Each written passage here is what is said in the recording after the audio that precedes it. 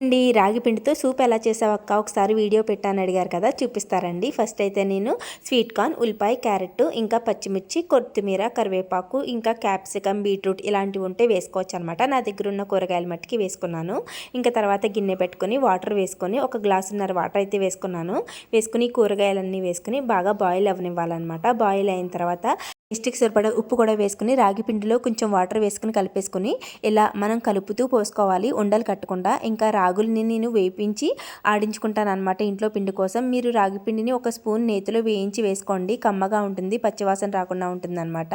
తర్వాత దీన్ని కొంచెం థిక్ కన్సిస్టెన్సీ వచ్చే వరకు ఉడికనివ్వాలి. ఉడికిన తర్వాత ఒక గుంట గరిటె తీసుకుని కొంచెం బటర్ వేసుకుని చిన్న చిన్న పీసెస్ కింద కట్ చేసుకుని వెల్లుల్లిపాయ ముక్కలు వేసుకుని వేయించుకుని పోపులాగా దీంట్లో వేసుకుని కలిపేసుకోవడమే. ఫైనల్గా నిమ్మరసం పిండుకుని టేస్ట్ చేస్తే అదిరిపోతుంది. రాగి జావలా ఇష్టపడిన వాళ్ళకి ఇలా సూప్ చేసుకుని తాగండి, చాలా బాగుంటుంది.